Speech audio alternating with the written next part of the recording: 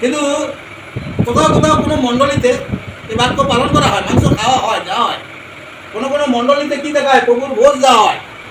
প্রভুর ভোজ, যিশুগুলো মাংসের মধ্যে রুটির টুকরো আর যিশুর রক্তের মধ্যে আঙুর ফুলের রস, এই দুটো দিয়ে প্রভুর ভোজ দেওয়া হয়। এটা জগতের নিয়ম, এই নিয়মে কেউ পা দিবেন না। বাক্যের দ্বারা পরমেশ্বরী স্মরণ করে রাখছে, এটা আমি সেই জীবন খাদ্য, আমার দ্বারা না এসে তোমরা কেউ পরিত্রাণ পাবে না, কেউ অনন্ত জীবন পাবে না। তাহলে সেই যেগুলো আমরা আজকে চার্চে যাচ্ছি সেখানে যে নিয়মে করে রাখছে তাদেরকে প্রভুর ভোজ দিচ্ছে। রুটির মাংস দিল, মাংস বদলে রুটির টুকরো, আর রক্তের বদলে দিল আঙুর ফলের রস। তোমাকে খেয়ে প্রভুর ভোজ দিয়ে তোমাকে পাঠিয়ে দিল, তোমার পা মোচন হয়ে গেল। ঈশ্বরের একটা বাক্য তুমি পালন করলে না, একটা আজ্ঞা পালন করলে না।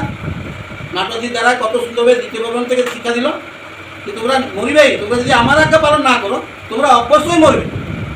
তাহলে রুটি